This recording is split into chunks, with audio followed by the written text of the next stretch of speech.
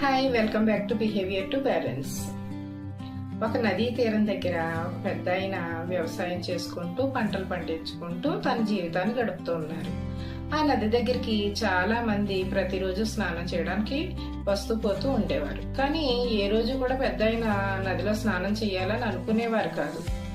కానీ జనాలకి ఈ పెద్ద ఆయన ఎప్పుడు స్నానం చేయట్లేదు కదా, ఏంటి కారణం కనుక్కుందామని చెప్పేసి పెద్ద ఆయన్ని అడిగారట. ఏమి పెద్ద అయినా ఇప్పుడు నదిలో స్నానం చేయట్లేదు మీరు అనేసి.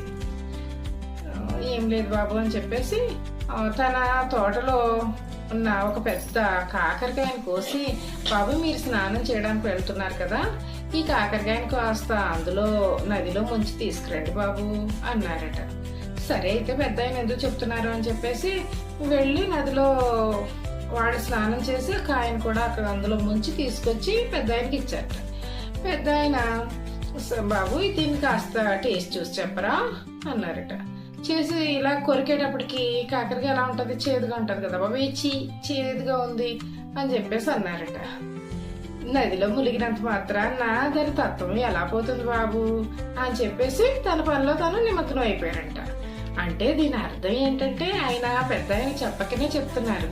అంటే మనలో తత్వం మారకుండా, మన లోపల ఉన్న తత్వాన్ని మనం మార్చుకోకుండా మరి నదిలో స్నానం చేస్తే మాత్రం ప్రయోజనం ఏంటి అన్నట్టుగా ఆయన చెప్పారు. అంటే మన బిహేవియర్ని మార్చుకుంటే మన లైఫ్ బాగుంటుంది, నదిలో స్నానం చేసినా మన పాపాలు పోతాయి అనేది భ్రమ అని ఆయన చెప్పారనమాట. Thank you for watching. Please subscribe my channel.